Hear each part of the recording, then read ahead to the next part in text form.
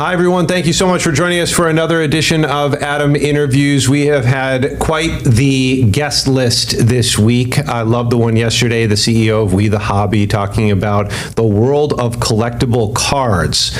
As it happens, we are going to open up the umbrella, and that umbrella that has collectible cards underneath it has so much else. If that umbrella is toys. And joining me now is the toy man himself. We've got Christopher Bensch joining us.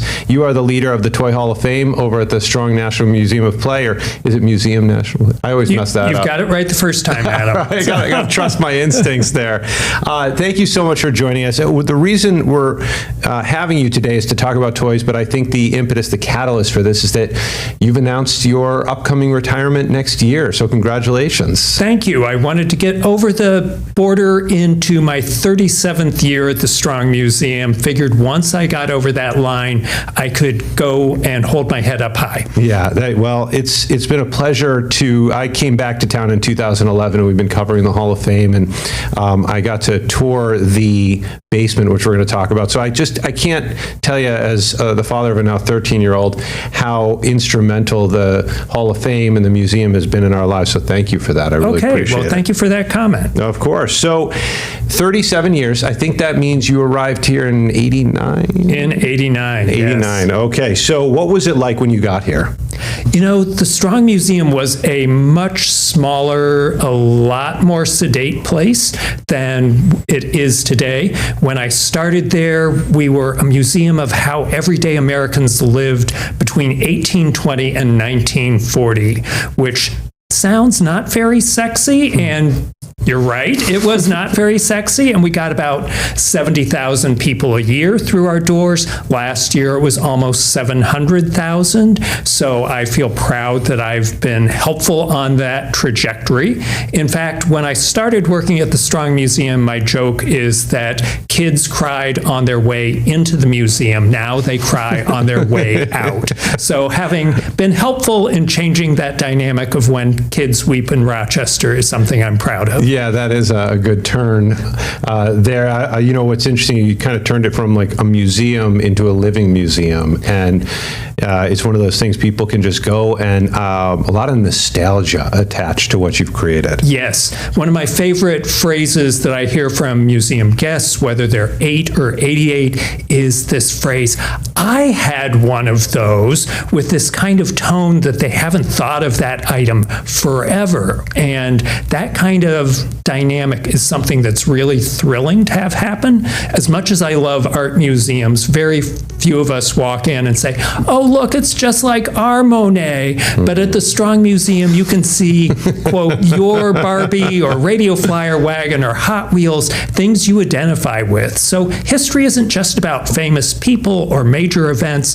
We're all part of history, and play is such a crucial part of our personal and cultural history. I couldn't agree more. And one thing that I've thought more and more about is that, you know, we're not a different person than we were as a child. We're the same person, but our thinking has changed, our priorities have changed, but that child was us. And so I think sometimes it takes a memory like that, or a physical, a tangible product that can bring us back, and we feel that connection to our old selves.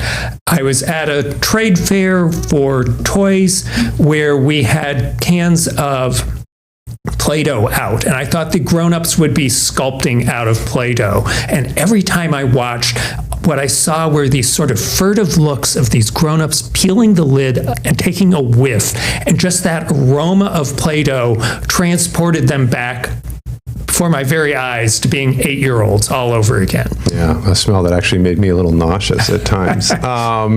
So your favorite, when you've done so many exhibits over the years, what toys in particular inspired you as a kid, that when you finally got a hold of them, you put them on display and you said, I had one of those? What was that for you? You know, one of the ones I begged for on my holiday wish list was a Kenner girder and panel construction set. It was somewhere between the Erector set of the 1920s and the Legos of today. It allowed me to build skyscrapers and subdivisions, and it was a perfect scale for my toy friction cars that I could drive down my make-believe streets.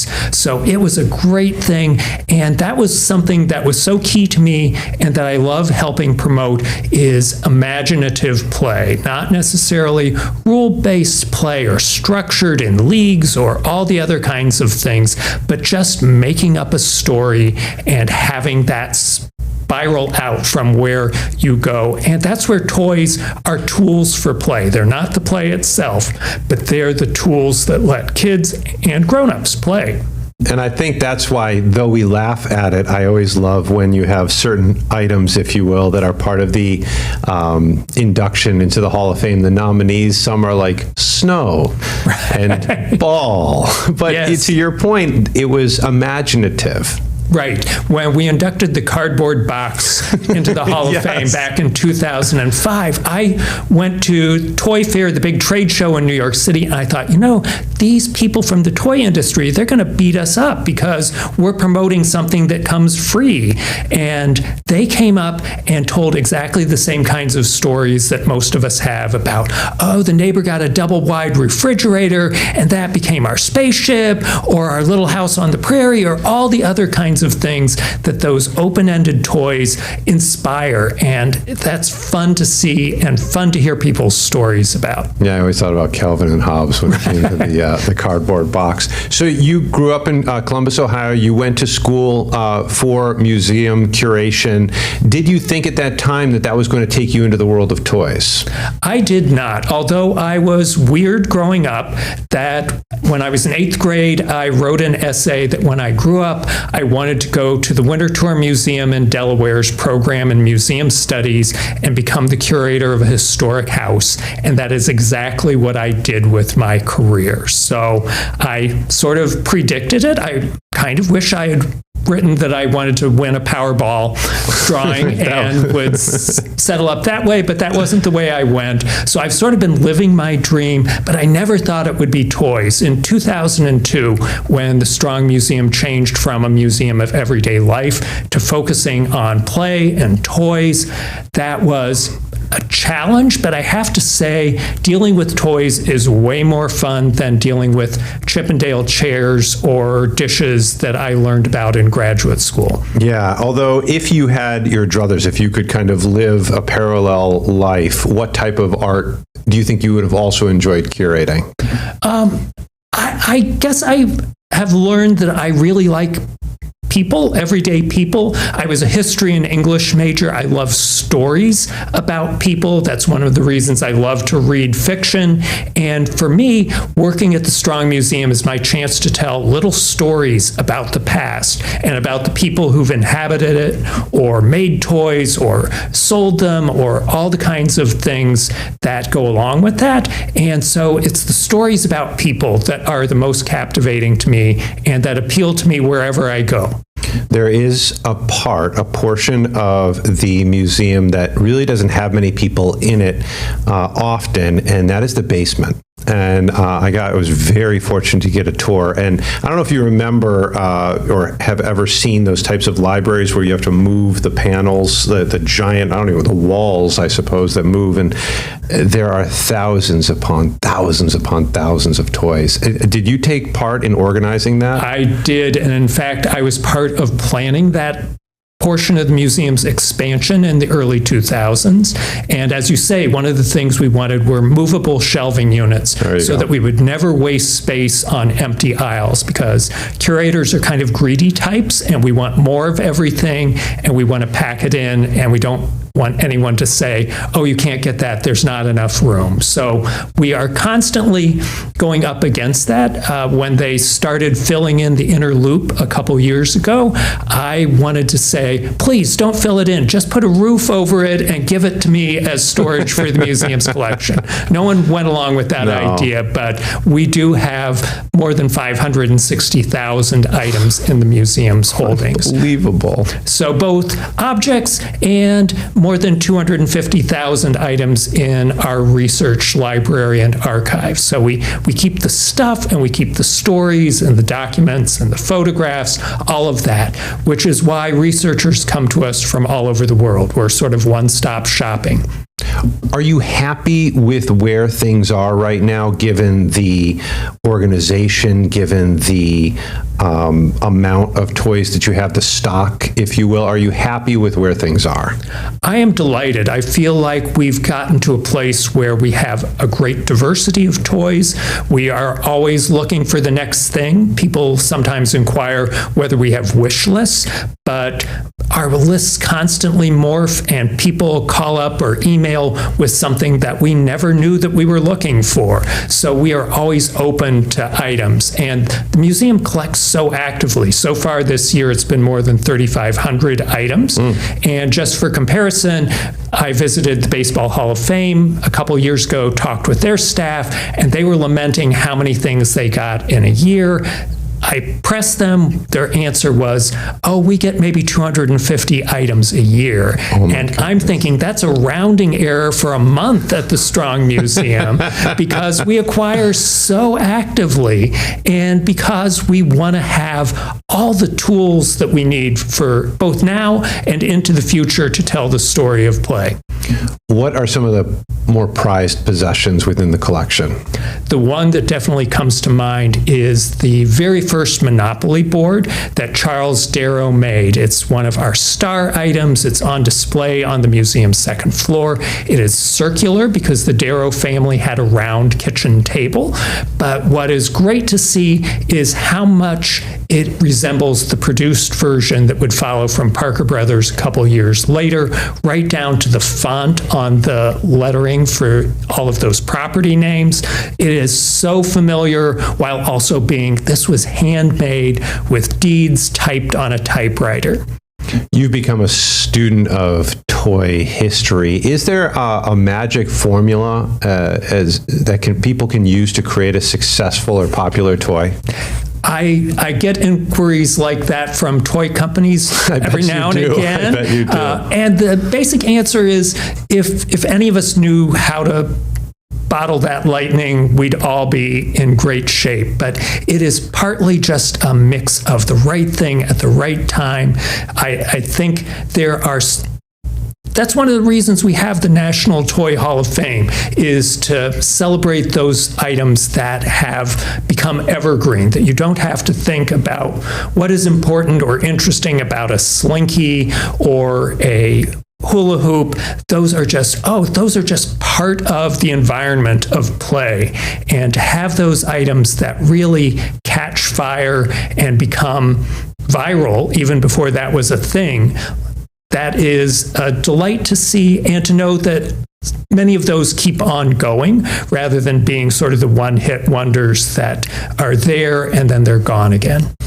When you look at the Venn diagram between toys you can hold and the digital world of play, where do you see that connecting, if at all, at this point? There's more and more toys that are some interlocking intersections. Sometimes they're called phygital, both physical and digital, that they've got qualities that represent the best of both of those. I think there's always going to be a place for both of those elements in people's lives. It's clear to me that kids don't necessarily go to bed and snuggle with their game system. They take a teddy bear. I think my son would try it. He might? Okay, all right. So maybe I'm proven wrong. So that's where I love stories. No, I'm just kidding. He does have the things that he snuggles with or snuggled with. He's 13 now, but boy, does he love the video games too. But you're right, you do see, and you saw it way back when, them kind of linking the Tamagotchi type situation in the 90s. So. Although toy manufacturers have admitted that some of that sort of upselling is something that is especially for grandparents, that rather than just buying a plain stuffed animal, if this is a stuffed animal that also barks and its eyes light up, the grandparent will pay the extra premium for that adored grandchild. And so they can upsell and make a better return on each of those transactions. That's interesting. And you look at it, and what do the prize teddy bears look like? It's not that. No, it is not. And we just got a man's childhood blankie that he had kept for, I think, 55 years. He had taken it everywhere. It had gotten torn up and basically demolished, but it was so precious to him. But even once it got a huge hole in it, it became a superhero cape. It was so important to him. And the fact that he could give it to a place that not only preserved this rag is all that remains, but his stories that were attached to it was something that he could finally relinquish that. And since the blanket is in the National Toy Hall of Fame, it was a perfect addition to our collection. Yeah, I've got one that's 44 years old. It's in my son's hands now. So All right. If you're looking for a second, you can't have it. So your decision to retire, 37 years, obviously impressive. At the same time, there's a passion. You can hear it in your voice. What went into that decision for you?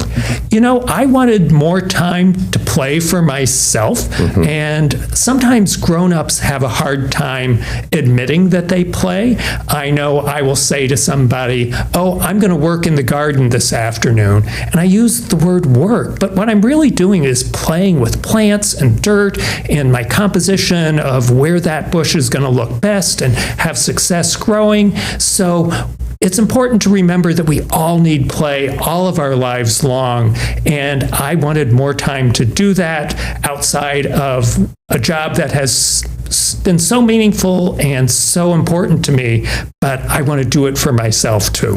The good thing is, I read you're going to stay connected and be a consultant of some sort. That's right. Yeah. And I do lots of lectures around to groups around Rochester, and as long as there remains a demand for that, I'm going to keep on doing that and really stay connected. I've even given a hint that I might come back as a cataloging volunteer after I've taken a little breather so that I can catch my breath and have it be a voluntary thing rather than, oh, I've got to get there this morning on the dot. Yeah, no, I can imagine that. But look, the retirement's going to come in April of next year. That's right. So you're going to have another exhibit or two under your belt, I believe, in that span. That's right. I'm currently working on an expansion of the museum's presence at the Rochester Airport. I'm working on some cases that will be full of toys in the National Toy Hall of Fame that relate to aviation, whether that's a Lego airport or whether that's a Barbie pilot version or all sorts of things along that line. Kites are part of the Toy Hall of Fame, for example. So those are going to be there. I'm also working on one more induction into the National Toy Hall of Fame, which will happen on November 6th this year. And there's always more things coming down the pipeline. And I'm queuing up a big exhibit for the history of game shows that will open a couple of years from now. And we just took delivery of the original from Wheel of Fortune. No way. From That's here now? 1975. It is here now. It is huge. And I barely planned well enough that it could snuggle into our storage space. So I breathed an enormous sigh of relief when it slotted right into the blank area that I had envisioned for it. Oh my goodness. Well, I'm so happy that you've been able to draw in such treasures. By the way, when we talk about the Hall of Fame, is there like a Pete Rose of toys that probably should be in the Hall of Fame but hasn't been for some time or some reason? The toy this year that has had the most times in the nominated but not won set is the game Battleship. So we'll see if Battleship is fortunate in 2025 to finally get in. Yeah, that was a big one for me. No peeking. Right. There were strategies too. The memories starting to come back. I know you've had to answer this question a million times, but I want to get it on the record. What goes into the selection of the nominees? So toys have to have longevity. They need to have been around for at least 20 years at minimum, so kids and their parents could both have grown up playing with them. Second, these are toys that everyone can recognize. Even if you didn't have a dollhouse or a Frisbee you would know exactly what they were if you grew up in North America. And third, these are toys with great play value. Think of learning, creativity, socialization. They aren't the ones that you roll your eyes at when your grandparents gave it to you and stuff it under the bed. So these are ones that bear repeating, and that's why they remain evergreen, because people love them. If they grew up with them, they want their kids to have them. It is one of those things, the gift that keeps on giving. When it goes to past displays, past exhibits, which one or two are you most proud of, would you say? I'm especially proud of our Hasbro game park that we opened in 2023. When we were planning that, initially, the museum's president at the time said, "Chris, I'm putting you in charge of this project. I'm wanting something that will draw people to the museum on a sunny day." And I thought, ooh, that is a tough challenge. And I said, let's just say it's a nice addition to your visit to the Strong Museum on a sunny day. So I was both surprised and absolutely delighted when we opened it in 2023, and what people were posting on their Instagram and other social media were images from the Hasbro game park. And it did become a driver of attendance and visibility that I didn't have faith that it would be, but I am pleased beyond belief that it turned out that way and continues to engage people. In fact, the creator of Jenga, that towering game, came all the way from Kenya to see how we had used Jenga in the Hasbro game park as basically a agility balancing activity that people could have fun with. That is impressive. So I have to imagine there's a very deep relationship with the museum itself and the Hall of Fame. Like, where does that work? Are you on the main floor quite often?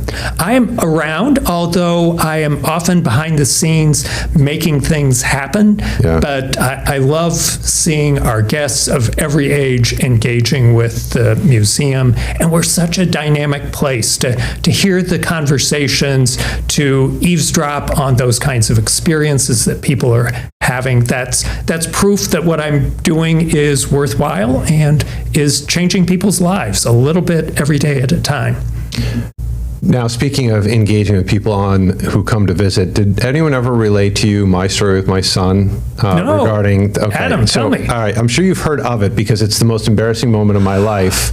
My son was maybe 4 years old, and we were in the main area, the atrium area, and I went to fill up the water near the restroom area, and you guys had this visiting artist, if you will, Sprice, who had set up like the domino chain reaction type thing with the balloons and the this and the that, and somehow while I was filling up the water, my son had made it through the gate. There was an opening of some sort.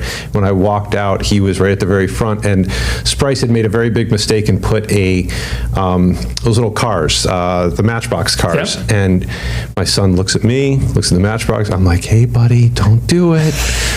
Took it off, and Sprice had walked away for maybe 5 minutes, so no one was guarding, and every piece was in place, which apparently you're not supposed to do in a chain reaction, and it just went off. The whole thing, boom, ba-boom, ba-boom, ba-boom. You know, there's confetti going everywhere, and it's just me and my son watching it. So I had to go, and so Sprice ended up coming. I asked him if I could do anything. He said, I think you've done enough.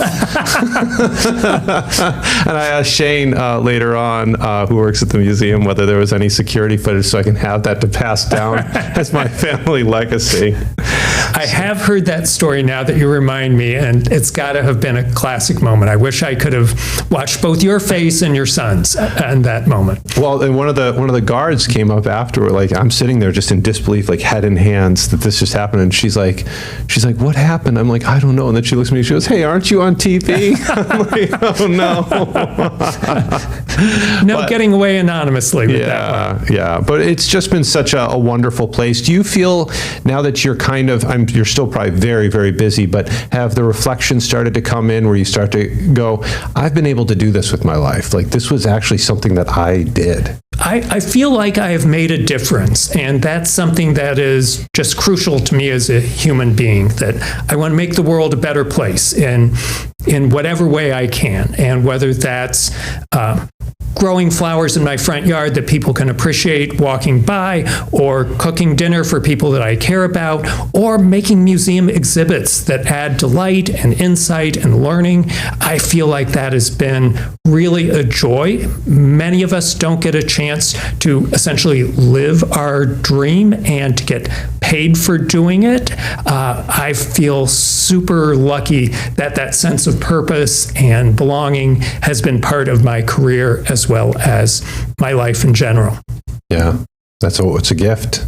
It is a very big gift. Yeah. Are there any other collections like this around the world?